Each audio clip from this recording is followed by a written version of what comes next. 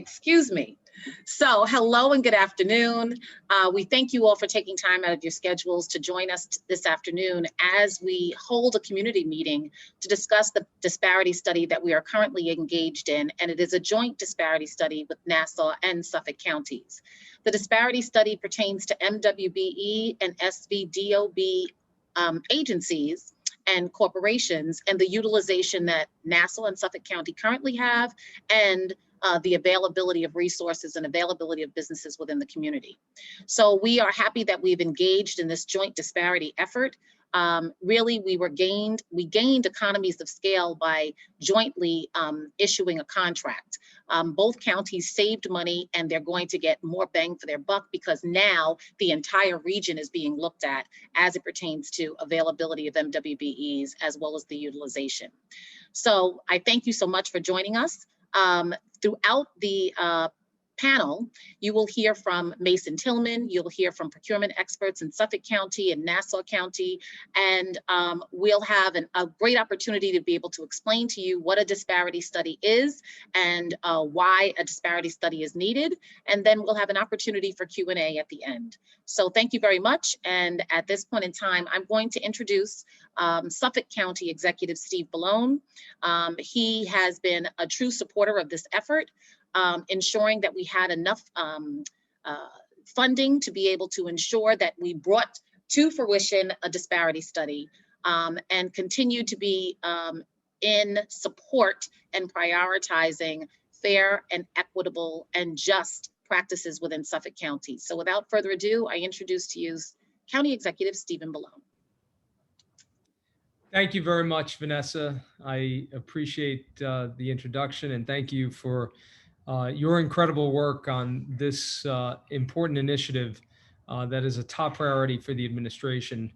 I want to thank my colleague to the west, Nassau County Executive Laura Curran, who's been a great partner throughout this entire unprecedented event that we've gone through, the pandemic.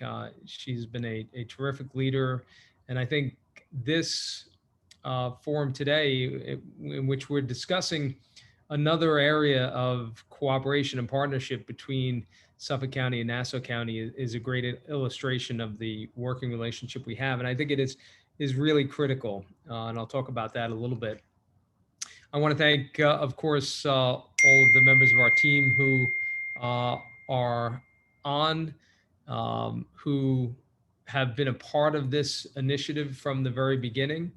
That is our Chief Procurement Officer, Chris Berger, also the Head of Director of Minority Services, Reverend Roderick Pearson, and the Director of Women's Services, Grace Ioannidis. Thank all of them for their terrific work. And thank you all for being on here and joining us. You'll be hearing from Mason Tillman in just a short period of time. And I want to say a couple or make a couple of important points. Number one, I think the fact that you have Suffolk County and Nassau County working together like this in this fashion demonstrates or underscores how important this initiative is. You have both counties who are focused on making sure that we put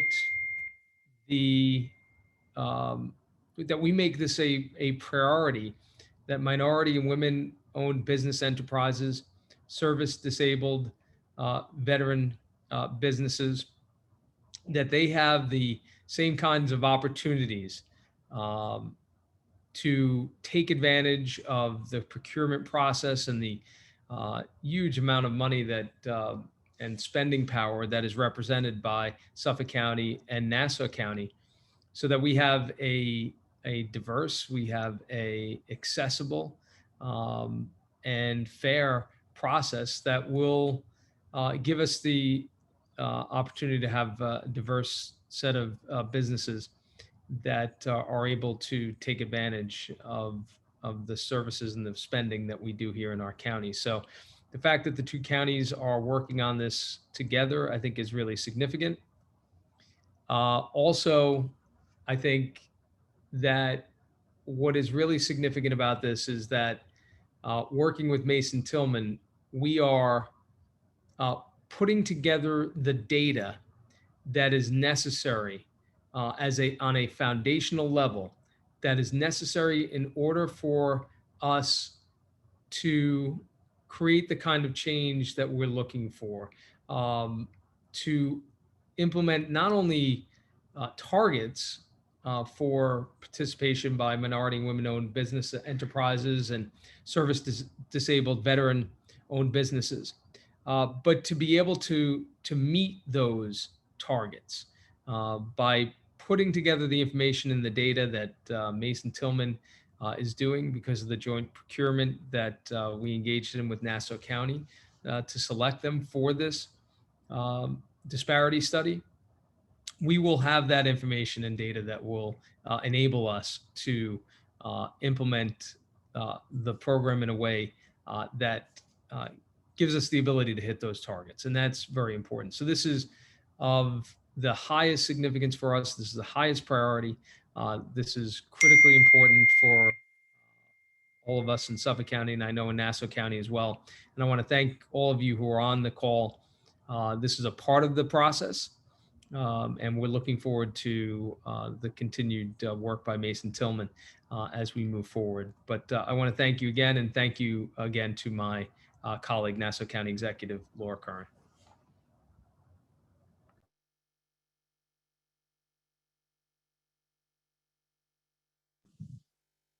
Hi, Vanessa, would you like me to pop in here? It's Laura. Sure. I think you can pop in because the county executive introduced you directly. So I'm just jumping in. I'm taking his cue. Steve, thank you for the lovely words. I'm very happy that Nassau County and Suffolk County have joined forces in this initiative. I always think we work better when we work together as a region. And Steve and his whole team have been wonderful partners for us in Nassau. And, you know, as you said, Vanessa, it's also economies of scale. So the fact that we're joining forces is another instance of shared services that I think we can do very well together. So just a few things I want to say. I'm not going to repeat what Steve said, but we want to make sure, you know, we spend $1 billion in our money. We have a $3.3 billion budget. $1 billion of that, I always feel like Dr. Evil when I say that, goes for contractors and vendors. That's a significant amount of money. That's a lot of business. We want to make sure that we are getting robust participation from minority-owned, women-owned, and veteran-owned businesses. We're making progress. We got rid of our vendor fee about 2-3 years ago, which we got about 400% more participation from businesses looking to do business with us, and a significant number of those were women, minority, and service disabled veteran-owned businesses. But we know we can do better. We want to do better, and I am very happy that we are now working with Mason Tillman to really help us boost those numbers. We have some great folks from my team on this call. We have Lionel Chitty, who is the executive director of the Office of Minority Affairs. We also have Rhonda Mako, who is running point. This project running point for us. She's a wonderful attorney on our team. We also have Regina Williams from our Office of Minority Affairs and Robert Cleary, who is our procurement czar. So we've got our team here. We want to hear, I know that Mason Tillman is going to be putting out a survey of businesses. We want to make sure how we can best reach our women, minority, and veteran-owned businesses so we can have more robust participation.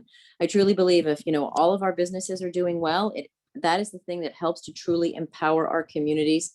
Plus, more competition is good for us. If we can get more people participating, perhaps the bids and the RFPs and all of that become more competitive, and that's good for us, and it's also good for our taxpayers. I also want to if there's anyone on this call who owns a business in Nassau County, please go to our website, nassaucounty.gov/boost-Nassau. We're making it a one-stop shop for all of the resources that are available to businesses right now. Grants and loans on the federal, state, and local level, all kinds of other help that's out there. We wanted to put it all in one place for you because we depend upon your success. So Vanessa, I'm going to turn it over back to you. Steve, County Executive Steve Bellone, thank you very much for the continued partnership. It is always a pleasure to be with you, whether it's in real life or virtually. Thanks, Vanessa. Thank you very much, County Executive Laura Curran. And as you said, it is very important that we took the opportunity to really collaborate together on this most important initiative. So at this time, that's a good segue into, why we are here. Both counties understand the priority of ensuring that there's fair, just, and equitable opportunities and access within accounting, contracting, and procurement. So there existed an opportunity with Nassau County. They actually had an RFP already out, disseminated, and I reached out to them and we tried to, and we amended the contract to include both Nassau and Suffolk counties. And it just made sense because we were going to be looking at the region anyway. And we went through a comprehensive procurement process to choose our contractor, and we landed on Mason Tillman. Mason Tillman has over 3 decades of experience as it pertains to disparity studies, looking at MWBE utilization, and providing consulting services as well as for implementation as to how you ensure that your systems are fair, equitable, and just, that your procurements are fair, equitable, and just. So we have been engaged and worked with Mason Tillman, both counties, since December of 2020. And we look to be involved with them as it pertains to engagement of the disparity study and the statistical analysis until 2022 at least. But we know that we have experts that are working with us, national experts that are working with us on this most important endeavor, and we have full trust in Mason Tillman to ensure that we are implementing the best practices to ensure that there's access for all to participate in county procurement processes. So at this time, I turn it over to the principal of Mason Tillman, Ms. Eleanor Mason Ramsey, President of Mason Tillman Associates. Ms. Eleanor. Thank you very much, Vanessa, for the introduction. And it is certainly our pleasure to be here this afternoon to share with you the process that we use to conduct a disparity study. And I'd like to begin by just introducing you to our organization. We have been in business since 1978, and our area of work is indeed public policy research. And we take that opportunity as researchers to bring to our clients information in a way that their constituents and the general public can best understand. And so our divisions include business affirmative action, within which this assignment falls, and corporate communication, which I think at the end is an important part of the process to ensure that the information that we develop has meaning and utility for those taxpayers within the communities. So just to give you a little background on us, in addition to having been in business now for several decades, we have also had the pleasure since 1990 to conduct 151 disparity studies. And in addition to working in counties, many counties, small and large around the country, we've worked in a number of cities and states, and New York State being one of the states in which we have worked. And we've done work for transportation agencies and special districts, such as utility districts and educational districts. So that enables us to have a rather broad perspective and can bring to this process information that's going to be valuable, we believe, to improving the contracting, bringing best management practices to the process, as well as the potential for bringing race and gender recommendations. And I'll talk in a moment about what those recommendations might be. So at this point, I would like to introduce our legal counsel, who will give you the underpinnings that govern and dictate the manner in which this work is going to be conducted. Don?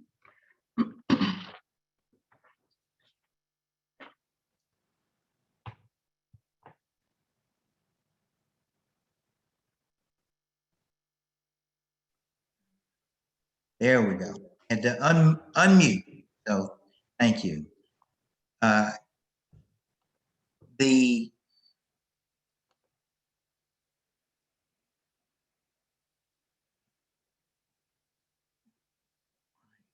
you see me? Yeah, Very we good. can see you. We can hear you. Go ahead. All right, very good. The seminal case in this area, which basically revolutionized the use of race and gender in contracting, race in particular, is the City of Richmond v. J.A. Croson. That was the decision that was announced in 1989 by the Supreme Court. And what it was a 14th Amendment equal protection challenge to the City of Richmond, Virginia's MBE contracting program. The city had adopted a minority business utilization plan. It had a 30% subcontracting set aside for minority business enterprises. And in considering a challenge to the program, the Supreme Court concluded that it no longer would use a rational basis test in order to evaluate whether or not the program met constitutional standards. And the court enunciated that in the future, that these programs would be evaluated on a strict scrutiny basis. It used to be that saying was strict in scrutiny, fatal in fact. It is the highest standard of review by the Supreme Court for constitutional challenges. Next slide, please. The court announced a two-pronged test. One is, first prong is compelling interest. In order to use race in your public contracting process, the jurisdiction must have a strong basis in evidence. A strong basis in evidence is found in having a statistically significant disparity, and that statistically significant disparity is between utilization and availability. In short, if there is a significant statistical disparity in the utilization of minority businesses in a jurisdiction, that basis allows for that jurisdiction to use race in its contracting process and creates a rebuttable inference of discrimination. It meets the compelling interest requirement and provides a strong basis in evidence. The Supreme Court did acknowledge and made it clear that governmental entities have a compelling interest in eliminating discrimination in their jurisdictions. It also made it clear that governmental entities should not be or have should not be passive participants in discrimination and have the ability to address both their direct discrimination as well as passive participation in discrimination. The other component of the standard is narrowly tailored. But let me mention this last issue at the bottom, which is anecdotal evidence. During this process, Mason Tillman will collect anecdotal evidence. Anecdotal evidence in and of itself, under the current case law, is not sufficient to provide a basis for race-conscious public contract measures. It's not today. There are no cases out that would support that proposition. But anecdotal evidence bolster the statistical findings of disparity and go hand in hand in providing what Justice O'Connor described as they bring the statistics. In short, if you have a statistically significant disparity, oftentimes, in looking at the anecdotal evidence, the explanation for that statistical disparity can sometimes be found in that anecdotal evidence. So the anecdotal evidence is illustrative of what is going on in that jurisdiction. It is illustrative of the experience of minority businesses contracting with that governmental entity and provide insight into that contracting process and how it is working. It is important to note that under the current case law, we are not required to prove the veracity of the anecdotal accounts.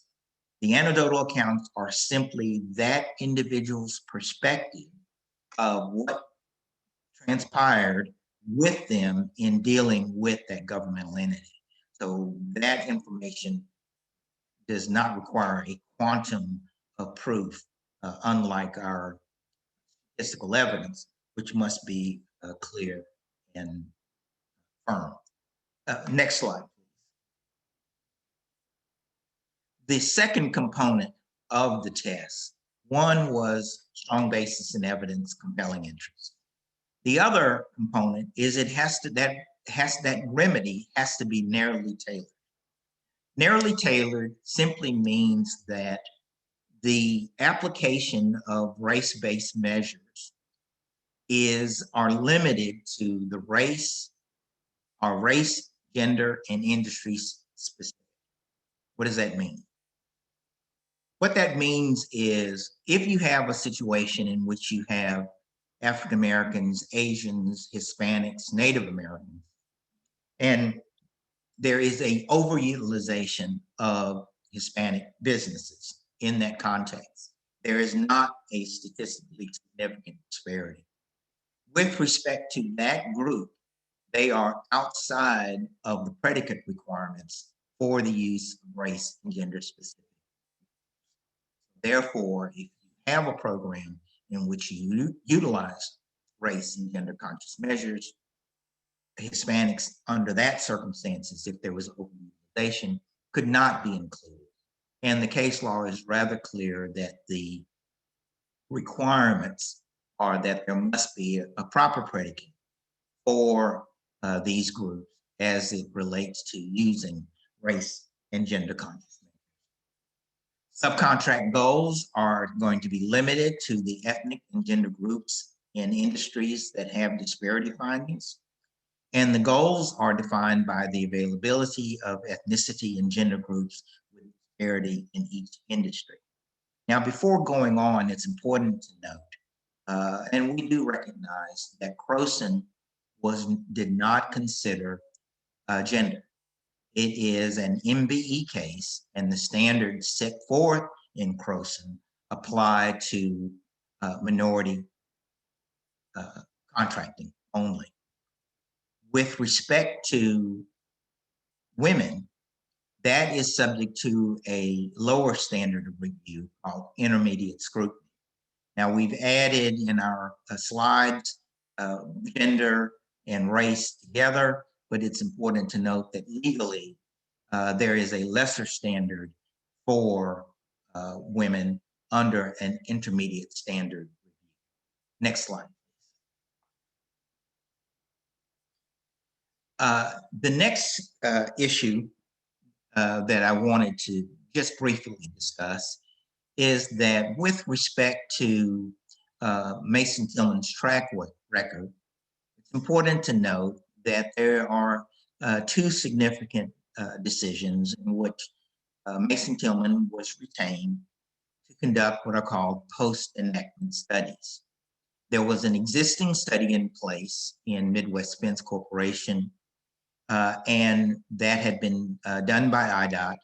Mason Tillman was requested to come in, do a post-enactment study, and Dr. Ramsey was designated as a testifying expert and qualified as an expert in this area, in which she gave testimony. The court, in reviewing the evidence and the challenge, and it was fiercely, this was a Midwest Fence made vigorous effort to have declared unconstitutional the IDOT program as well as the Illinois tollway program unconstitutional.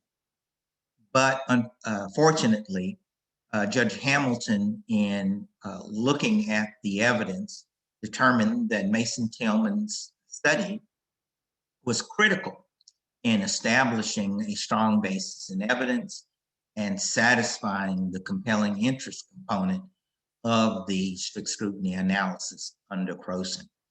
And despite a vigorous challenge to the methodology and to the approach, the court decided that the study standards met the strict scrutiny standard. The other decision was Cosman Contracting v. City of Houston. The City of Houston's program had been suspended. Again, Mason Tillman was hired to come in and to perform a post-enactment study. The parties in the context of submitting the study to the court approved Mason Tillman's study, and the city's program was reinstated. So these two situations indicate case law in which the Mason Tillman approach and methodology were challenged. And again, most important for this jurisdiction was that it survived that strict scrutiny, which again is the highest standard of review. And the court found that the methodology employed by Mason Tillman met those standards. Next slide, and I believe at this point I turn. Thank you, Don. And it is my role to provide you with the underpinnings, the process that will be used to ensure that the recommendations in our study, whether they are for race-specific, race-neutral, or gender-specific recommendations, that they meet the standard that the court set forth in that decision issued on the 23rd of January, 1989. And so for perspective, it is important to know that we are going to study contracts, starting with and building upon prime contracts that were awarded between January 1, 2015 up to and including December 31st, 2019. And so that will define the pool of contracts, the prime contracts. And then from that group, we will also look at subcontracts awarded. So the industries that we are studying cover the industries, but that both counties segment their contracts and make their solicitation and awards. Construction being one of the industries. Personal services, including professional services, is our second industry, and goods and services. So that constitutes the world that the range and type of contracts that we're going to study. And this analysis of these contracts we speak of as utilization analysis, contracts awarded by and vendors utilized by the counties. So in this instance, we are then going to analyze these contracts that were awarded during the study period. And the county has extracted its prime contract data. Both Suffolk and Nassau County have extracted from their financial system the contracts awarded. And with that data, they have provided us with specific information about the contractor name, a description of the project, the amount of the award, and the amount of the payment, and a profile on the prime contractor's location where its business is domiciled. Upon receiving that data, Mason Tillman began the process of cleaning and organizing the data to assure that we have a unique and one record per contract, and that we had the appropriate detail in each record to do our analysis. And one of the primary sources of information from the contract record is a description of the project so that we can make an assignment of an industry, since our analysis is going to take all of the prime contracts and group them into one of the three industries. The other critical piece is to determine the ethnicity and gender of the contractors. So we are going to organize each contract, make an assignment based on research, certification, and even it might involve contacting the business owner to ask for the ethnicity and gender of the owner. But each contract record will be classified into one of several industry groups. So we will classify businesses as African American, Hispanic American, Asian American, Native American, Caucasian female, and non-minority males. So each contract will be classified into one of those, and that work will be done either through certification, identification, or research that will be done, which can be quite extensive, trying to verify the ethnicity and gender of the business owner. We will, upon our completion of the analysis of the prime contracts, then go about the process of collecting the subcontract records. Much of that will have to be reconstructed. Some will be extracted from the systems maintained by each county, but a significant portion of that subcontract analysis will come from actual research that we have to do to reconstruct the subcontracts. And one part of that research is often a survey of the prime contractors to ask them to provide from their financial system the vendors that they used on each of their county contracts, the vendor name, the amount of the payment, the amount of the award, and the address for the vendors. So that's a fairly extensive process to reach a place where we have a complete set of prime data and as complete as possible in the reconstruction of the sub-data. We look at the prime data also to determine the geographic market area, and that is the area where the county is awarding a considerable portion of its contracts.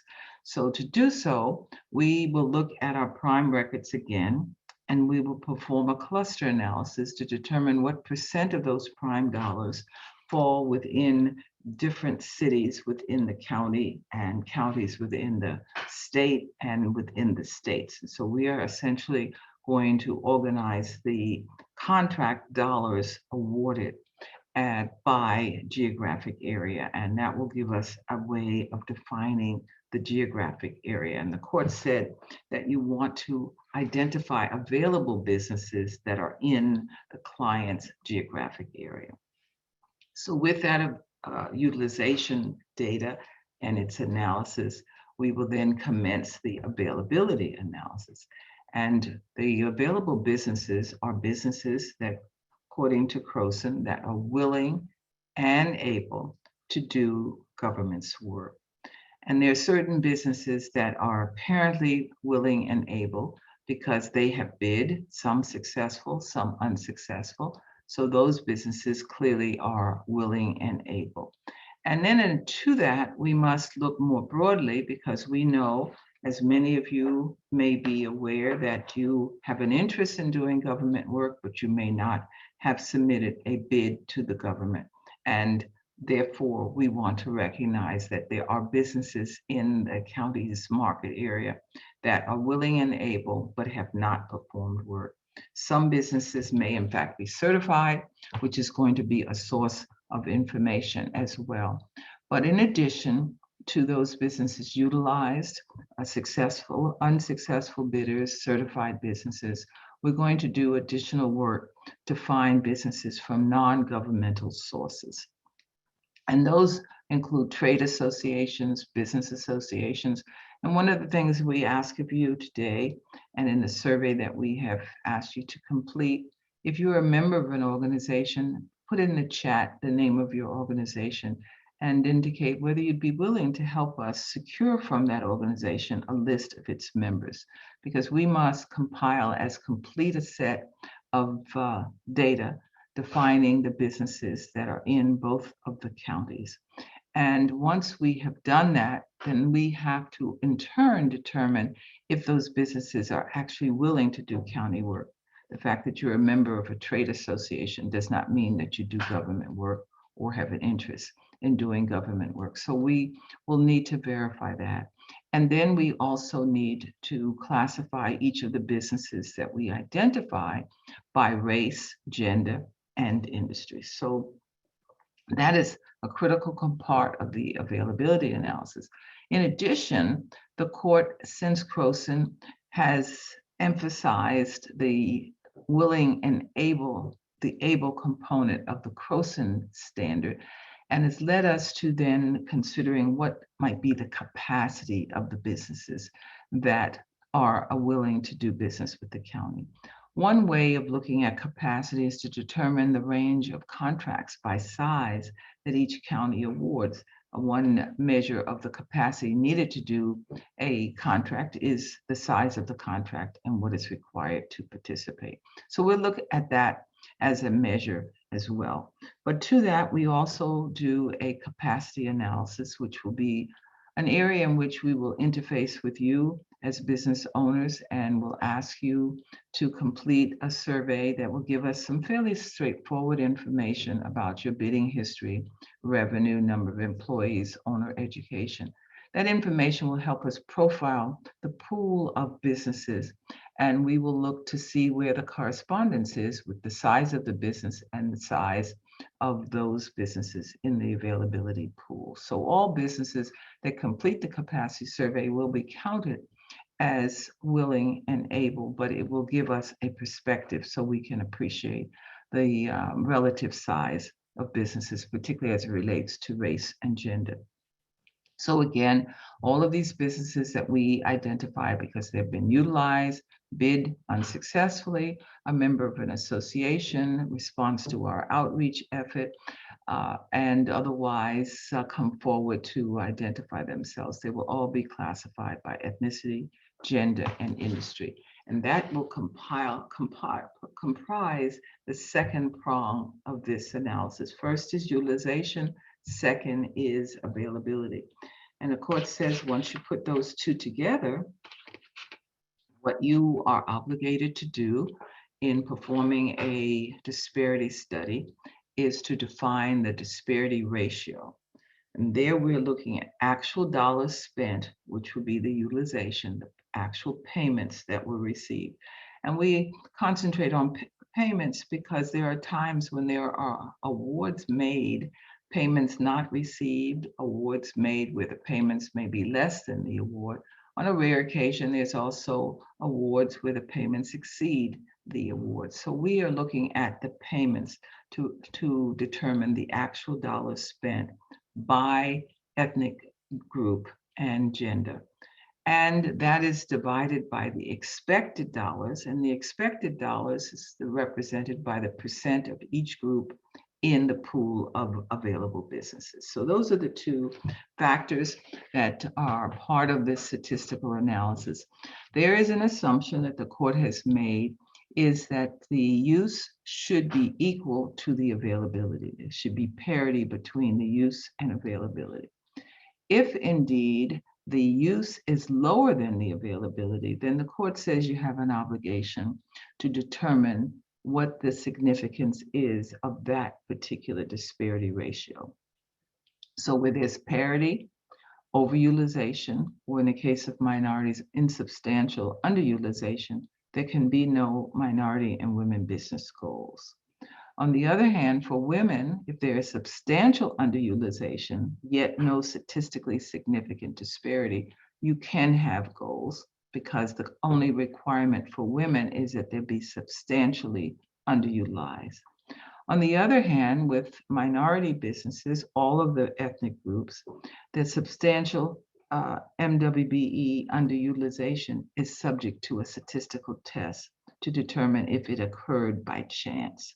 So if there is no statistical significance, when you compare the use to the availability, even though there may be underutilization, if it's underutilization is deemed to not be, is to be due to chance, then you cannot recommend minority business goals at the subcontracting level or any remedy at the prime contract level. But if there is statistically significant underutilization, then that provides a legal basis for goals. And there will be a separate analysis of prime utilization to determine if there is statistically significant underutilization of minority business enterprises or substantial underutilization of women business enterprises. And additionally, there will be another analysis to see if there is either substantial underutilization of women or statistically significant underutilization of the minority groups as a basis of making a recommendation for race-based remedies. And then so that is the manner in which we will perform our statistical test. And as Don has indicated, the anecdotal becomes a component of a disparity analysis, but it is not the basis on which you can make recommendations for remedies that are based on race or gender. What the anecdotal does is provide a context for understanding how business is done. It gives us an opportunity to get a perspective from business owners of their experiences and can be very informative as we are formulating recommendations that are race neutral in nature. So we will encourage you to agree to an interview, ask that you note in the chat that you would like to be interviewed, and to participate with us as entrepreneurs to give us your perspective and what you think the county might do as it goes forward with an enhancement to its current programs. It's one of those rare instances where your opinion counts and your opinion is actually being solicited. So we will interview 30 businesses in each county, and that total of 60 businesses should inform us about the process as perceived and experienced by business owners. You do not have to have been a successful bidder in either county to be a candidate for an oral interview. We simply want your perspective, your experience in the marketplace. And this information will also be elicited through a survey. So while we're doing interviews with 60 businesses, all of the businesses we identify as available, we will survey them and ask essentially the same questions so we can get a broader perspective. But we would really like you to engage us and agree to an interview. So this qualitative evidence coming from the one-on-one interviews, as well as the evidence that comes from the survey, is going to be analyzed to see if there are patterns and practices in either county that might account for any statistical findings, if there are patterns and practices that could be enhanced by either county. And in turn, we're looking for exemplary practices that can be shared and enhanced and become a greater part of the process and further the purpose of both counties to maximize participation. And as noted, that this will inform our race neutral recommendations. And those race neutral recommendations range from matters as simple as just paying vendors in a timely, systematic fashion to issues of size of contracts. And just to give you a perspective on the kind of issues that have been identified in some of the other studies that we have done around the nation, I want to bring to your attention what we call typical prime contractor barriers. These barriers may or may not exist in the award and implementation of contracts within either county, but they'll give you something to think about as you consider our invitation to allow us to interview you.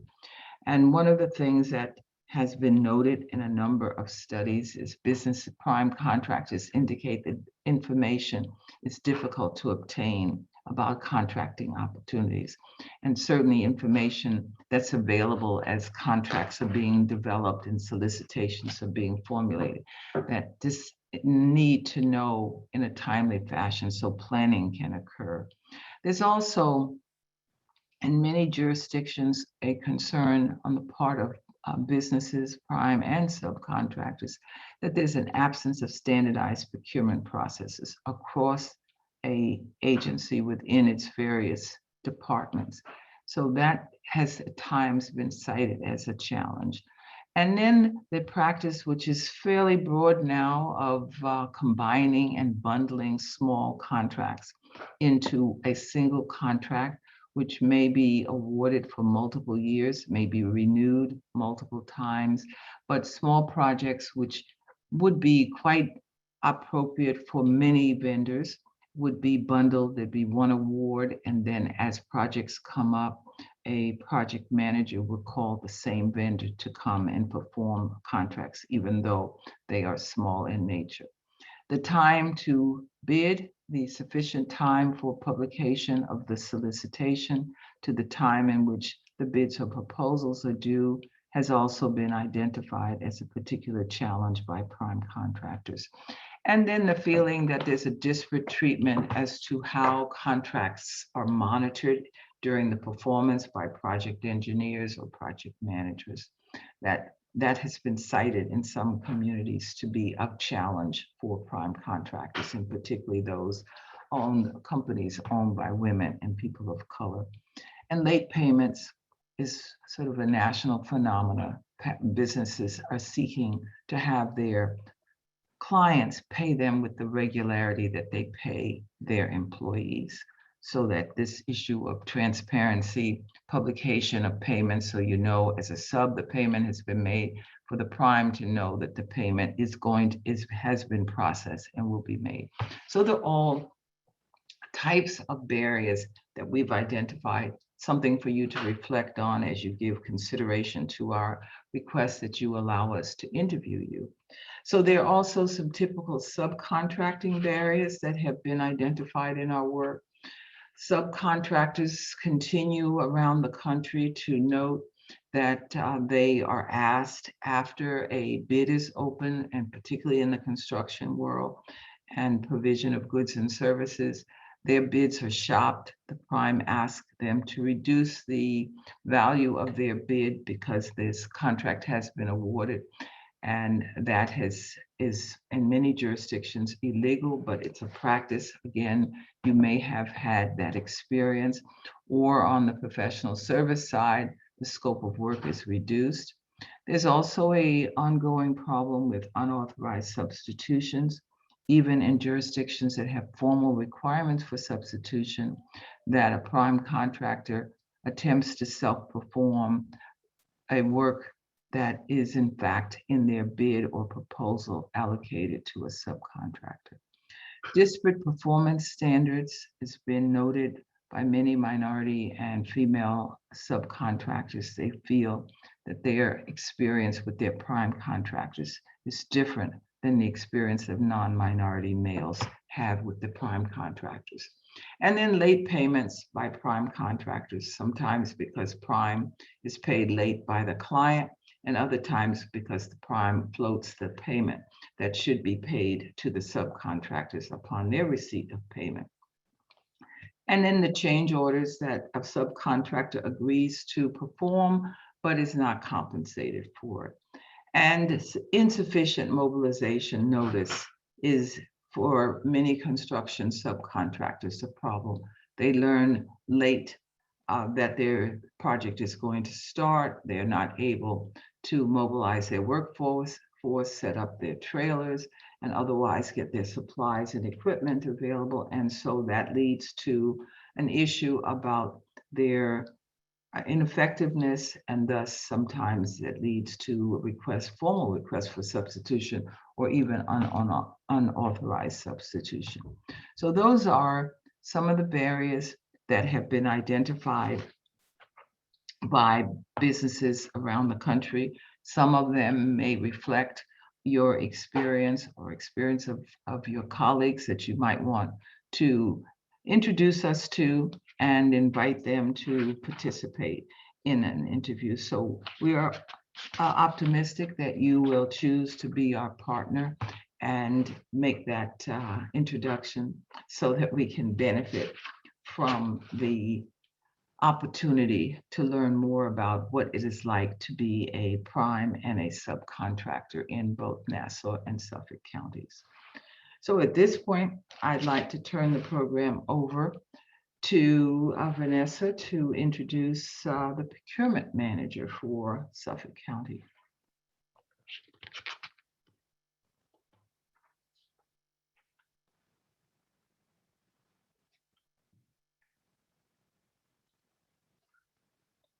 Mr. Berger, you want to tell us about the process? Ms. Beard Streeter, you want to introduce Mr. Berger, please? Sure. So I have the distinct opportunity to be able to introduce Christopher Berger, our Chief Procurement Officer for Suffolk County.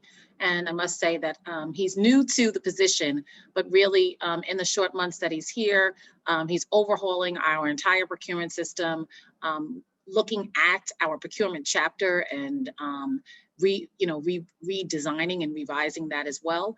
So truly an advocate for ensuring that all companies have access to procurement opportunities within Suffolk County. So I introduce to you Christopher Berger. And thank you, Vanessa, and I thank you for that introduction. And welcome all.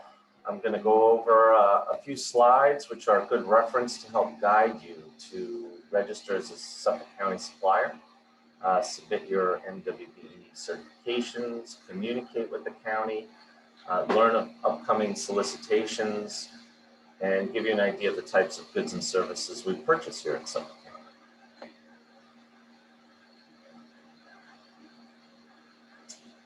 County. So we have our main offices in Yaphank, Long Island. These are some of the important contacts for you guys. Tom Malanga is your contact for any RFPs or RFIs for services. Mary Ellen Millwater is your contact for all bids, as well as my contact info is there as well. Next slide. So Suffolk County Procurement, we buy for a diverse group of departments. It could be for items such as office supplies to chemicals, from medical equipment to uniforms, and from plow trucks to police cars. And these are just the majority of our offices and departments that we buy for. Next slide. So the following is just a small sample of recent goods that we've sourced. Keep an eye out on the Suffolk County bid announcement system. There's a link below at the bottom of this slide for items that you sell. Next slide. Go to the next. Oh, sorry, the one before that. There you go, for services. This is also sampling of recent services that we've sourced as well. You'll see a few things in there, such as grant writing services, busing, a marathon event analysis studies, legal counsel. So just showing the diverse types of services that we also procure. Now for some important slides. Here we go. So some tips on successfully winning an award from the county. And this is pretty relevant here. We want you to watch for the different solicitations that are coming out. We put ads in 2 local papers, but most importantly, we put it on the procurement announcement system. Talking to a few of our suppliers and getting their experience too. What they've learned is to really pay attention to the requirements of the bid. In some cases, there could be site visits that are mandatory or suggested. I suggest if there is a site visit that you always attend them. Pay attention to when bids are due or submission of certain paperwork like compliance forms are very important and technically disqualify someone if they don't get it in on time. So I want to make sure that when you do receive solicitations that you go through it very thoroughly and make sure that you comply with what the rules are of that solicitation. And most importantly, register on the announcement system and sign up for any notifications notifications, which I'll go into further detail on the next slide. So in order to increase your chances of winning awards, it's suggested that you register your business on the Suffolk County website. And as I mentioned, you'll want to be automatically notified of future offerings. And to do this, you need to scroll to the bottom of the web page and select the specific commodity codes for the items or services that you sell. We currently use the National Institute for Government Purchasing commodity codes, which are NIGP. They'll be listed there, so you just check off which goods and services you sell, and that you want to receive automatic notifications. So that saves you a lot of time than having to get into the website every few days or once a week to look to see what's being solicited. You'll get automatic notifications.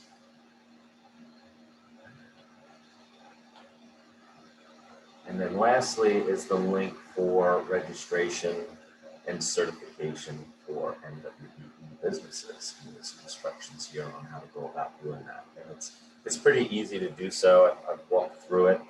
But if you do it, you're new to doing it, and you have any feedback, you got my contact info. You can send me a note and just let me know, if it went well or if it was a little cumbersome. I'd love to know.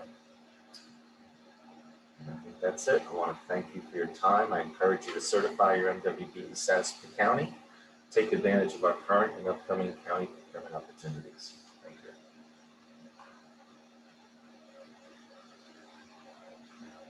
I now turn it over to Rhonda Mako to introduce Nassau County procurement.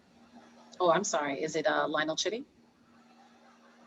It's Lionel Chitty. Thank you so much. Thank you, Vanessa.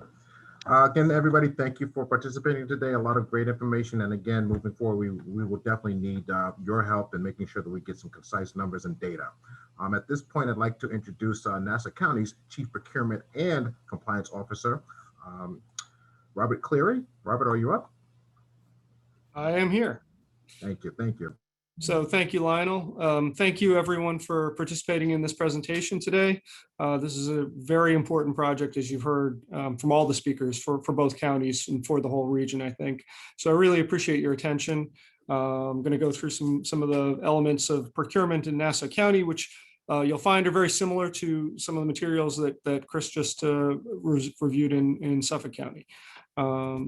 So introduction to Nassau County procurement, business-friendly Nassau County. So Nassau County and the current administration recognizes and values partnerships with the vendor community. The county considers vendors crucial contributors to providing essential high-quality goods and services that residents require and deserve. It understands that for too long, procurement in Nassau County was mired in corrupt, wasteful, inefficient, and ineffective processes that did not serve the county residents or vendor community well. The current administration has taken a multi-pronged approach to improving all aspects of our interactions with vendors, including conduct and award of solicitations, contract administration, and payments. And this disparity study is a big part of that process as well. Next slide, please. The one thing that the County Executive Curran had mentioned previously, that we eliminated our vendor registration fee. We originally had been charging vendors $125 a year to be able to download and participate in solicitations. Many vendors complained that was a barrier to entry, and we identified that it was affecting small and minority-owned and women-owned businesses and emerging businesses significantly. There wasn't much point in paying $125 a year and then not getting any business from us. So it was kind of a no-brainer, and happily in 2018, the administration put forward and the legislature passed legislation to eliminate that fee and replace it with a progressive contract administration fee on large contracts. So if you're making money from us, then there's going to be a fee attached to those contracts, but it's certainly commensurate and a very small fee relative to the awards of the contracts that they're applied to. Additional steps that we've taken: issuance of a new countywide procurement and compliance policy. That is the Bible by which we conduct all procurements, if you will. It is available online. It is a living document. We update it on a regular basis. We have issued a couple of different versions. We're going to be coming out with another one this year in all likelihood. There's always nuances to add to it, areas that haven't been sufficiently covered. And if you have any questions about how we conduct our procurements, it's stated in those policies. And if you have any questions, then you can come to me directly. Me and other staff here in the county are happy to answer your questions about how we conduct our business. One of the issues that was raised by Dr. Ramsey earlier was that sometimes governments don't use consistent policies. We recognize that that's essential to really have everybody understand what's required of them and to know that they're being treated fairly. And so it's a matter of openness and competition and fairness to all vendors. Expansion and enhancement of county procurement tracking systems. So I started here 5 years ago, and most of our contracts, all of our contracts, except for those going through the Office of Purchasing, were on paper. And there was a lot of chaos that resulted in. So there was a lot of paper lost, misplaced. There was no transparency in the process. There was no visibility into where in the process documents were. So we spent several years with the Department of Information Technology building tracking systems. So we now have a paperless process for internal tracking of contracts and processing and approval. Introduction of the county's online vendor portal. I'll talk about that in a minute. That is where you come to the county to be registered and to sign up for commodity codes and then submit confidential documents, disclosures as necessary, and also find bid opportunities and proposal opportunities. Development of a vendor claims application. So one of the other items that was mentioned by Dr. Ramsey as a challenge for MWBE vendors and emerging vendors was that government often pays slowly. Nassau County was no exception to that unfortunate trend. So we have been making a concerted effort. We've developed a claims application that we've been rolling out by department. And the claims application with the buy-in from the comptroller's office, with the buy-in from the departments, everybody understands how important this is to the cash flow of vendors and the competitiveness that they can then demonstrate. That provides transparency, visibility. You can log in and you can see where your payments are at any time. That's a completely different situation than it was before that application was in place. And also conducting this disparity study again to determine disadvantaged vendors in the county. These are all hugely important steps to increase our competition, as had been mentioned previously. County Executive Curran had mentioned that our vendor participation had increased by 400%. We had 3,000 vendors registered with the county at one time several years ago. It had dropped to below 1,000 registered vendors in good standing until we eliminated that fee, and now it's back over 5,000 vendors. So it has really made a big difference in our vendor pool, and I think that does demonstrate that vendors are seeing that we're trying to do things differently and really meet them where they need to be met, so that they can be as competitive and effective and participatory as possible. Next slide, please. So what Nassau County purchases, some recent and current solicitations. We basically buy anything that a government needs to buy. We spend over $1 billion a year, as had been mentioned. So goods, services, IT, construction, anything you can think of really that you need to operate 30 government offices as departments, as well as support subdivisions across the county. So these are all solicitations that either are live right now. These are all examples. There's a broad array beyond these, but these are examples. And a couple of them have closed at this point and were just closed in the last week or so. But most of these are still open. Building construction requirements contract for general construction, installation of ADA compliant pedestrian ramps, the Nassau County Family and Matrimonial Court, phase 2 in this case, employment services, dental and vision insurance, hard drives, adapters, and memory kits for information technology, as well as every type of information system and service. Maintenance, repair, and operations, equipment, materials, and supplies. In this case, we have a bid out for equipment and peripherals for police interceptor vehicles.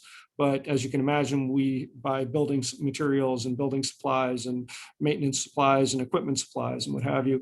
Office equipment and supplies, paper, pens, pencils, data tapes, whatever it is. Other goods and services, two others that are current right now: fresh fruits and vegetables, and inmate telephone and ancillary services. So these are, now somebody just asked, where is it listed? I don't know if that refers to this, but all of our bids are posted in the vendor portal on the bid boards. I'll come to that in just a moment. Next slide, please. So how does Nassau County purchase goods and services? As with Suffolk County and generally governments in New York State, all of our solicitations are dictated by the requirements of federal, state, and local laws. Formal sealed bids are required to be advertised in Newsday and posted on our formal bid board for a minimum of 15 days, often longer than that, 4 weeks, sometimes 6 weeks. They may be extended. Formal sealed bids are awarded to the lowest responsive bidder. Requests for proposals are awarded by best value. That's the best combination of cost, quality, and efficiency. Those also are posted on our formal bid solicitation board and advertised in Newsday. We often post formal bids and proposals also in the New York State Contract Reporter, and sometimes send them to other trade groups or other newspapers or other places where they might be seen by potential vendors. Small purchase bids are posted on the county's informal bid board. Those are usually 5-day advertisements. They are live bids. So you go online, you'll find the bid, you'll respond to it, and at the end of the 5 days, you can no longer submit a bid. And then the winner will be determined to the lowest bid. Sole source procurements are necessary in some cases. They have to be documented. They have to be clearly justified, both on the part of the vendor and also on the part of the department requiring the sole source. If they are more than $10,000, we generally post a notice of intent to enter into a sole source so that other vendors that think that they might be able to offer those similar goods or equivalent goods or services can come forward or ask questions about the solicitation. And intergovernmental purchases, we do a lot of purchasing through the Office of General Services in New York State. We also do use cooperative contracts occasionally, or other intergovernmental contracts, federal contracts or others.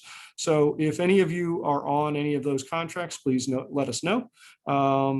Especially with New York State OGS, we have a very easy way to use those mechanisms. But even for other opportunities, it's good to know if you're a vendor in Nassau County or in Suffolk County in the region that can offer multiple ways to do business with us, including not only responding to bids and proposals, but also through intergovernmental or other piggybacking contracts. Next slide, please. Okay, registering as a vendor. Registering as a county vendor in Nassau County is simple, free, and has several benefits. It is, you just need to go to our website, which is posted there, www.nassaucountiny.gov. At that website, you can find information regarding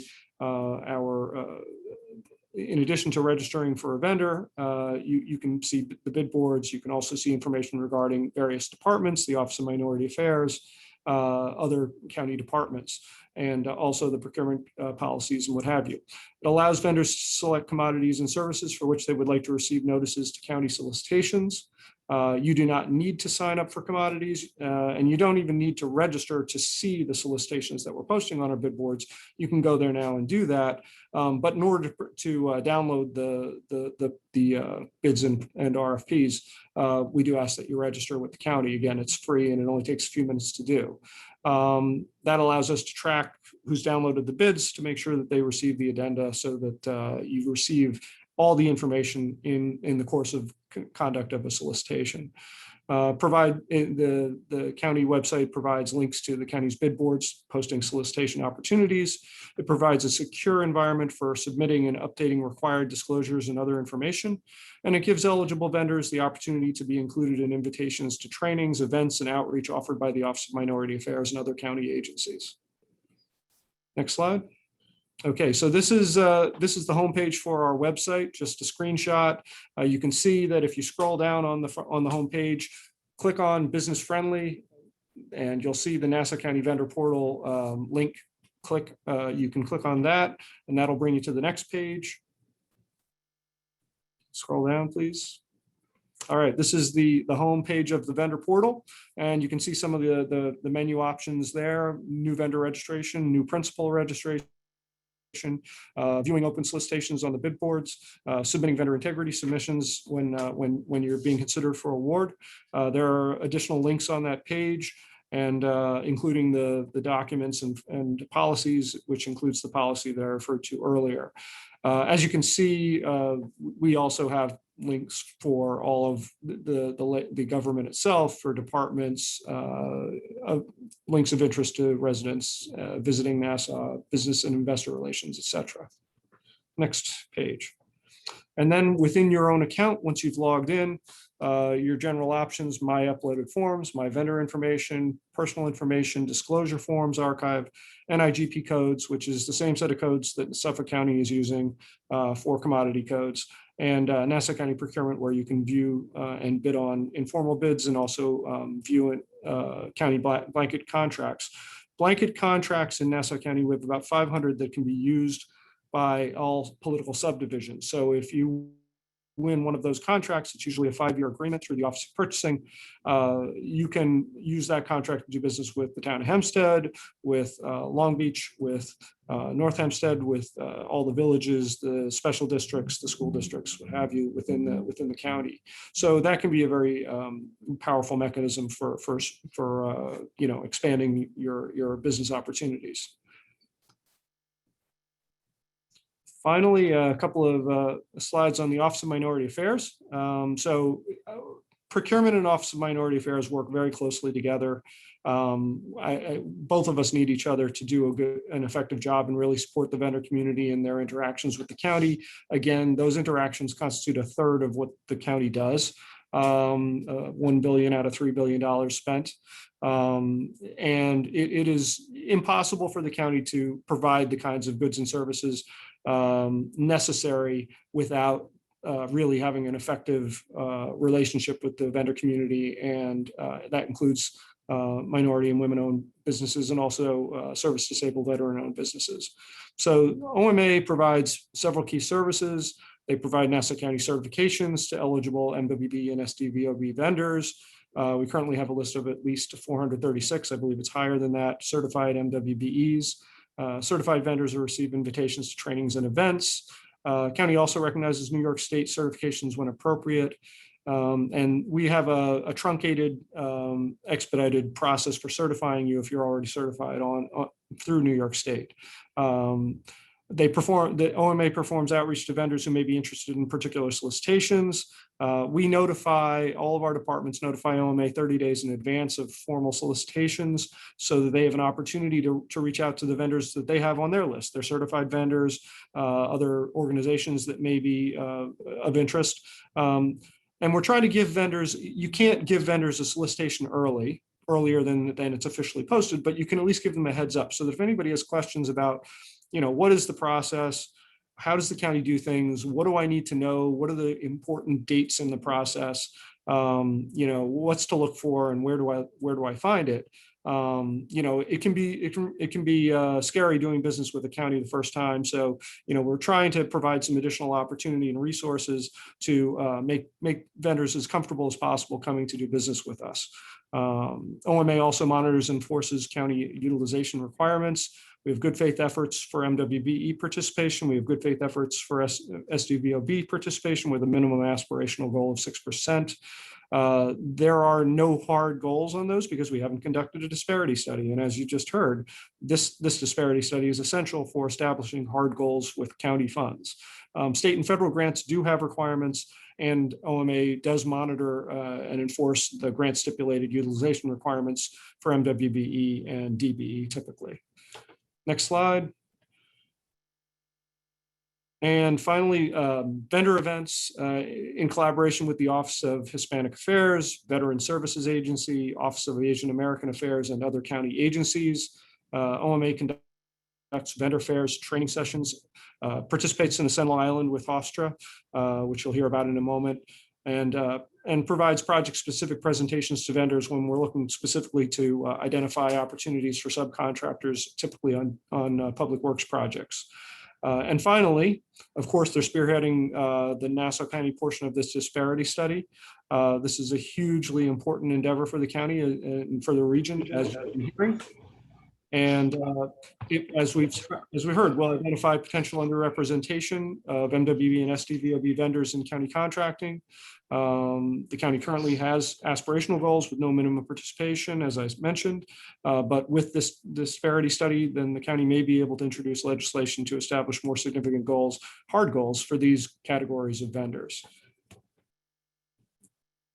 And that concludes my summary of Nassau County. Thank you very much for listening. If anybody has any questions, please feel free to write to me. It's rcleary@nassaucounty.ny.gov. You can contact any one of us and we'll be happy to answer any questions you may have regarding Nassau County. Thank you. Thank you, Mr. Cleary and Mr. Berger, for providing our guests today with an overview of how to do business with the County of Nassau and the County of Suffolk. At this point in our presentation, I'd like to invite you, our guests, to chat with us. You've been invited to provide your comments in the chat box and ask any questions that you might have. So please use that chat box, and I'm going to ask Janine if she will read to us so that we might respond to those questions or comments that have been provided. Sure. Thank you, Dr. Ramsey. As folks are preparing to write in their question, we did have a question from earlier in the presentation, and it was, does Suffolk County procure professional services? Hi, this is Chris. The answer is yes, we do. I gave some examples on the 5th slide. Those were purely all services, and we also post these on our website. And I might note that we are going to study professional services. So we will be analyzing the spend for professional services and consider that utilization by race and gender. The next question, if bids are primarily based on lowest costs as a small minority business, how am I able to compete?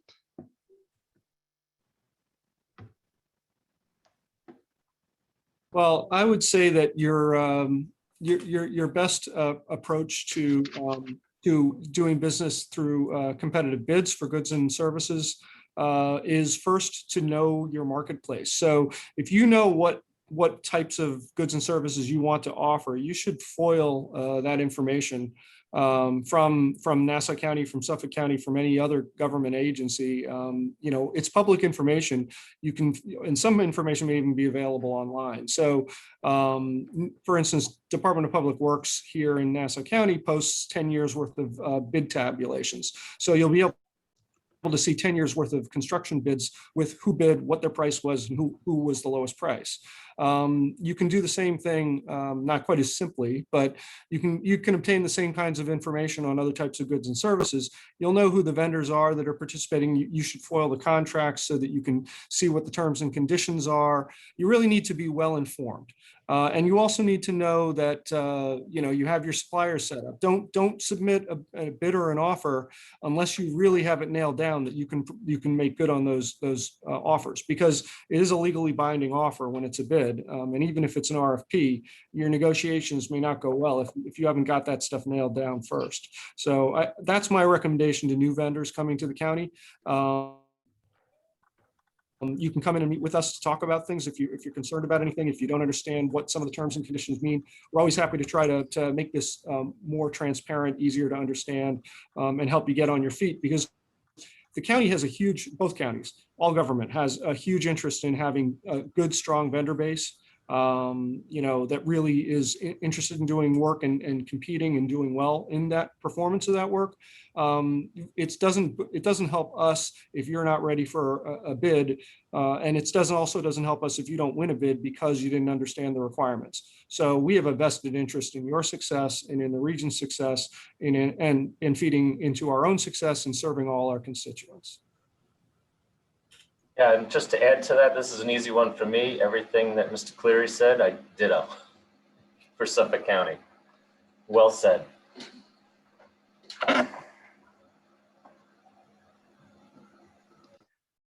Next question. Can we receive procurement officer's contact information? I just gave some of that over as far as his email address along with mine in case they wanted to speak directly to the Office of Minority Affairs. Again, Robert and I work hand in hand. We just want to make sure that people get the right information. And I'm currently uploading information into the chat right now for the contact information for our MWB analyst, as well as Chris Berger provided his information and the information of the procurement office in Suffolk County. And I might note also that the presentation will be available on the Disparity Study website, which is www.Nassau Suffolk disparitystudy.org. Next question. Do you have to be a certified Suffolk or Nassau County MBE, or is New York, New Jersey Supplier Diversity Council certification good enough? I'll jump in on that one. As far as the certifications, we encourage all businesses to become certified with Nassau and/or Suffolk counties, just because when the disparity study comes available, it's going to be a mad rush. The New York, New Jersey Supply Diversity Council, I do not believe we utilize that one as collaboratively with us. We do utilize New York State's Empire State Development, MWE certification, New York, New Jersey Port Authority, and a couple of others. So basically, you would have to fill out the long form. If you have any direct questions, you can reach out to us, or we can have you speak with our certification analyst to make sure that you can fill out the application as quickly as possible so we can get you certified. For Suffolk County, Grace Ianides, are you on and able to unmute yourself? Give me 1 second. Can you hear me? Yes, we can. Yes. Yes. For Suffolk County, again, like Nassau, we are the only requirement if you are New York State certified. So if Empire State, that's what we recognize. And if you're Nassau County certified, but not New Jersey. Thank you, Grace. You're very welcome. In reference to MWBE certification, what is being done regarding the reviewing process? So we constantly on the Suffolk County side, we constantly are reviewing our process and looking at opportunities to streamline and automate the process so that it's easy for the businesses that are applying for certification to be notified in an expedited manner, and also looking at our systems so that we ensure that we have the correct determinations for the businesses that you're in, so that when we have the listing on our Suffolk County website, prime contractors can find subcontractors who will be able to fulfill the requirements that they have. So it's constantly for us, and I'm pretty sure for Nassau too, it's constantly a work in progress. You take the opportunity to continue to review and see how you can look to streamline the certification process so that it's easy on the businesses and it ensures that we collect the information and analyze the most appropriate information that we have to.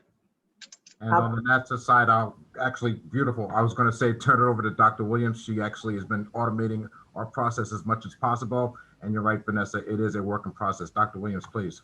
Thank you. You spoke the sentiments of my heart, but we warrant any suggestions that you might have.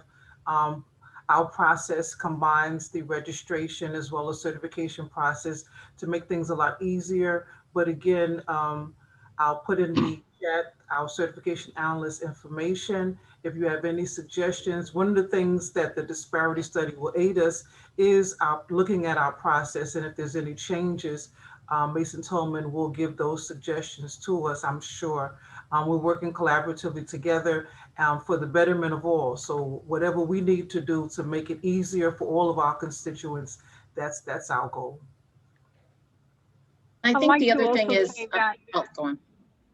yeah, I'd like to also add that Dr. Williams and I will be speaking about how we can work together on both sides, on each side of the aisle, and see where we are going to reform or even create some initiatives where we would make the process even easier. And typically when you apply, one of the discussions we have with you as a company is that, you know, there is lots of hesitation, concerns about the process being tedious. Our process compared to New York State is much easier. So we encourage you to, when you submit, whether you're applying for Nassau County or Suffolk County, that you copy and paste both of our applications for the process. They're very similar. The information is almost identical. And Dr. Williams, you may correct me if I'm wrong, but the process is a lot less tedious than New York State. So I encourage you, if you are not yet certified by New York State, that you start with the local municipalities, both Nassau and Suffolk, and then move on to the third layer, which is the state of New York. Ultimately, you want the New York State, but it would be much easier to start and you get fast tracked because we do consider that you are certified by Nassau County.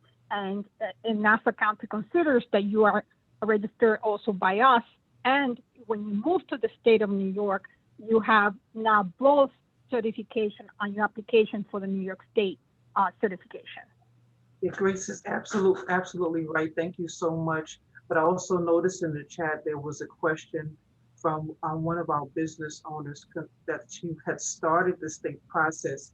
Again, I'll put the information for our certification analyst in the chat. Please reach out to her, let her know where you're at in the process or whatever documentation that you've already received from New York State. And we'll work along with you as much as possible. And just to add to that really quickly, again, a lot of the processes are the same. We also encourage businesses, if you're doing one, most of the documents are the same, go ahead and start the other one instead of having to file everything out away and then having to pull it back out. Just get it done. We understand running a business is tough. I have my own business also, but it's very important that you get these certifications done. We're making the path as easy as possible to become certified, and we need you to take advantage of it.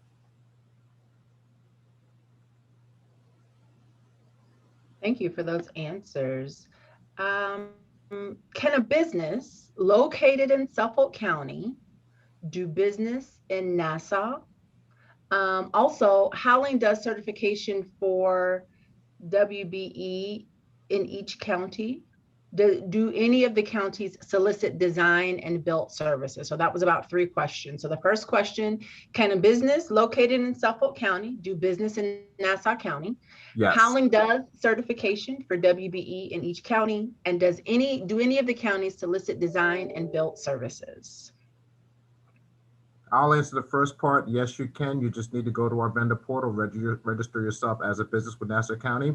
And once you get your username and password, you can start taking a look at the available solicitations. The second part of that, how long does certification take? I'll turn it over to Dr. Williams.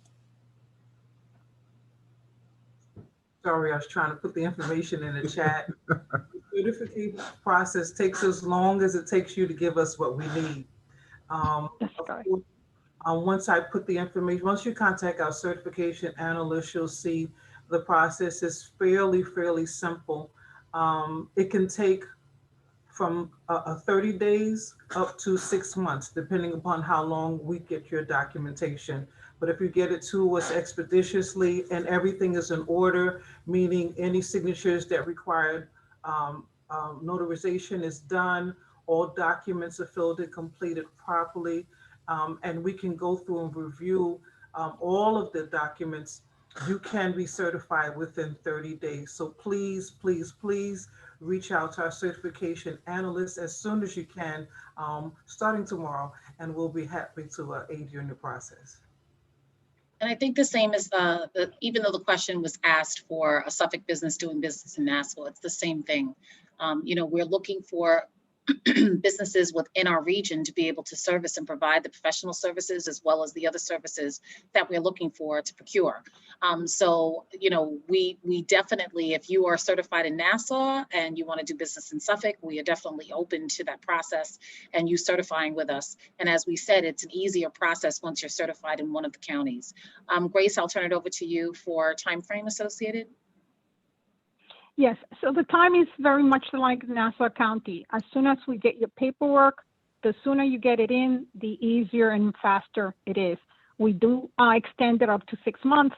After 6 months, if you have not responded, we don't discard your application. We reach out to you and find out why you have not submitted your paperwork. Maybe there was a glitch on our side that the email was incorrect, because we do notify you once we receive your application and it's being evaluated by me, which I'm the analyst for Suffolk County. I reach out and I send you an email stating the documents that I need. And so if you don't respond after 6 months, we'll make a call and reach out to you and find out what's the reason why you haven't continued the process. And so we try our best to engage you and to make sure that you understand the importance of being certified. Your certification, when we're asking questions about whether you can use the certification, from Suffolk to Nassau or Nassau to Suffolk, yes, not only are you able to use that certification, utilize that certification for both counties, you can use that. Many private vendors are now asking for that certification. And so they want to know, Amazon wants to know that you're certified. And so Amazon is not looking whether you are state certified. They're looking that you are certified as a minority owned business or woman owned business. So just understand also that the townships, many local municipalities are sometimes asking whether you are in fact certified. And if you show either or, Nassau or Suffolk, most likely they will consider you for the job, for the business. So the utilization is not only just for both Nassau and Suffolk. It goes even further. And I just wanted to add real quick that communication is key. I just wanted to piggyback off of what Grace was saying, because we take great pride in communicating with you in terms of making sure your application is complete. To the extent that you have information that is outstanding, we do our best to email, send letters, do what we need to do to contact you. A lot of times we find that businesses just don't respond to certain documentation that we need. So it's best that you just contact us. There are times when you may not have certain documentation, but we can provide resources to you to make sure that you get whatever documentation you need to get prepared so you can give it to us. So communication is very important. Please make sure that you respond to any of our emails or letters or anytime we reach out asking you to provide us with information so that way your application can move forward. That's a very important part, and we want to make sure that you get all the information that you need so your application can be complete. I'd like to add, Rhonda, correct. I'd like to add also that many times, if you're just starting your business, we don't require you to be in business for a year. We require you to be in business as long as you are incorporated. We facilitate the certification. However, many times, because some of the questions on the application, it says, your income in the last 3 years. If you don't have to have a number. We can substitute the actual documents that might be able to satisfy the process. So don't hesitate and get intimidated by some of the questions, because it may be that if you're not renting, let's say, a space, an office outside or a warehouse, that you're using your home address for your business. So there are other documents that you can substantiate and provide us that information. So it's important, as Rhonda said, keep the communication open so that we can help you succeed and facilitate you that certification at the end of the day. Thank you, Rhonda. Thank you. We do have a hand raised, so I'm going to go to our attendees. Elizabeth Catano, you can unmute yourself and ask your question. Okay, thank you so much. A while back, I've been a certified woman-owned business in Suffolk County for many years now. And a while back, 5-10 years ago, when I was bidding on Suffolk County DPW contracts, there was a local preference law that they could opt to use. And I was wondering if that local preference option was still encouraged to be used by Nassau County and or Suffolk County. We were allowed to bid so much percent above the lowest bidder. And they would still consider our bid as legitimate and maybe awarded. That option is not available in Nassau County. And I'd be surprised if it was allowed in Suffolk County. I'm pretty sure that state law won't allow that particular preference, which is, again, another reason that the disparity study is so crucial. Okay. Yeah. Well, I was sorry to add to that, there was a practice. It was in our section 84-14 of the Suffolk County Administrative Code. And I'm mirroring what Mr. Cleary has said too about the state. And that's why we are in the process of putting together a new one that we would float up to the state that would be somewhat similar. So at this moment, we're not following what we used to do.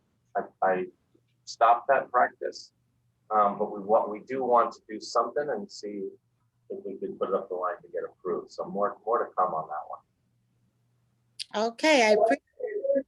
Hasn't been completely out of the picture, because don't forget, I deal in chemicals, and all the chemicals come from out of state.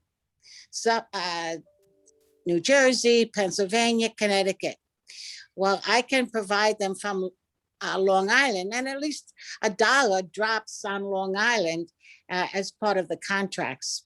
So I'm glad it's not closed completely, and I wish you luck that you can get something like that going again. And thank you for that comment. We do have one last presentation some information that we would like to share with you. If we have not gotten to your question, please make sure that you put your question in the chat. We will be able to pull those questions from that and follow up with you on an answer. So again, if you have a question, we haven't been able to answer that, please put your question in the chat. We will make sure that we follow up after our meeting. And with that, I'm going to turn it back over to Dr. Ramsey. Thank you very much, Janine. So before having a presentation by our last panelist, I want to again ask you to partner with us to complete the business survey and to agree to an anecdotal interview. We want to hear from you. We want to know about your experiences, and we want your entrepreneurial perspective on how the counties can do procurement in a way that is going to involve you in a fundamental way. So you can reach us through email. You can complete the business survey. And in fact, snail mail is still available, slow though it may be. You can reach us in our office in Oakland, and you can reach us by phone. So we appreciate your participation today and glad you took time from your day to afford us an opportunity to have a conversation with you, and hope that it is profitable, since you lost the opportunity to make some dollars the last 2 hours that you have been with us. And at this point, I would like to turn the presentation over to Larry Levy, who is going to discuss the Ascend Long Island MWBE certification and the Entrepreneurship Assistance Center. Larry? Thank you, Dr. Ramsey. Thank you for having Hofstra as a partner participating in this study. It's really, really important. At bottom, it's about overcoming obstacles to opportunity. And if you are a person of color who has lived on Long Island for any length of time, you know that it's not whining, it's not excuse making, that you do face incredible obstacles. This is the wealthiest suburban community in the country, Nassau and Suffolk. It is also the most segregated suburban community in the country. And that means that services, opportunities that people in the white communities come to expect as a matter of course are denied or very difficult for you to access. You all familiar with terms blockbusting and redlining and racial steering, and you know that you pay more for poorer services if you can even get them at all. And in the 40 years I've spent as a journalist and as an academic, I've had a chance to write about these things for a very long time. It would be very easy to be cynical, but what this disparity study represents is change and hope for real opportunity in the future. And I hope that you'll take much advantage of the opportunity to help Mason Tillman with all their work, because you don't want to look back and say, gee, I wish I had gotten involved more. Now, I want to spend just a couple of minutes on what Hofstra has to offer for aspiring entrepreneurs. Programs that are really about helping you realize your aspirations by providing you with the knowledge, the connections, even the access to capital that you have had a difficult time getting. The first one I want to mention, if you can show the slide, is Ascend Long Island. This is a program that's part of a national network primarily funded by JP Morgan and locally also by Northwell, PSE&G, National Grid. The anchor partners also include Nassau and Suffolk counties, town of Hempstead, a number of major institutions that you might like to get contracts with. What the program does, Ascend Long Island, is it takes existing entrepreneurs of color. And we're not talking about how to start a business 101. These are people who have done it and they've been scrapping and they've been succeeding to some degree, but they want to up their game. We provide the training, we provide the mentoring, we provide access to capital. So it puts you in a position to better compete for those contracts with bigger companies. It starts, this latest cohort starts in the fall, September 2021. As the slide says, it includes a boot camp, a workshop series, a procurement conference where you get to make your pitch. There are mentors with people, including some people who have been on this call, industry-focused workshops, MWBE certification. And we don't, when you get your certificate, wave goodbye and shove you out the door into the world. We have a network that we've been building. We help each other, and we're here for you as long as you need us. The next slide is, I think, the entrepreneurship program. Yeah, the MWB certification. Since 1991, I believe, with the assistance of Empire State Development, which is the New York Empire Economic Development arm, we have been helping entrepreneurs gain MWBE certification. And it really isn't just checking a box. It really opens up benefits to be able to compete for state contracts, local contracts. You learn new marketing strategies and ways of targeting your businesses and finding new customers. It is, I believe, free of charge. It's sponsored by, as I said, Empire State Development, New York. Last, but hopefully not least, is the Entrepreneurship Assistance Center. Again, another program that's been around for a very long time at Hofstra. It is a program for often less developed businesses, people who would like to learn to start a business, people who've had some experience but would like to go in a different direction. There are very few, if any, qualifications. Ascend, for example, you need to have at least $100,000 in revenue. In this case, you can sign up and try to realize your dreams and put the muscle of knowledge and networking behind it. Again, the program, the EAPC program starts in October, runs through December, Monday and Wednesdays from 6 p.m. to 9 p.m. And we're still wrestling with how much of it to be in person and how much of it to be online. We'll probably end up with something hybrid. If you need more information, and I'm sure you probably will, the slides include the numbers and the online addresses of the key people, or you can reach out to me, or you can reach out to anybody on this call and they'll send you to us. We look forward to working with you, and we think this is the beginning of really transformative change in Nassau and Suffolk. We're glad to be part of it.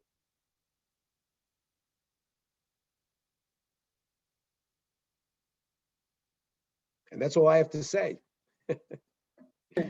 Thank you very much. Thank you very much, Larry.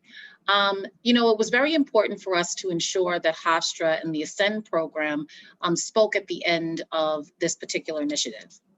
And the reason why that was so important for us is as we are engaged in a disparity study and a statistical analysis to come up with the legal justification for establishing MWBE goals, at the same parallel time, it is important for businesses to become prepared, so that when we have established MWBE goals as part of our procurement process, you have the tools and everything needed to be participatory in the procurement and contracting process. So it is incumbent upon both of the counties, Nassau and Suffolk, to ensure that we are providing the tools needed for you to be successful and actually win the bids.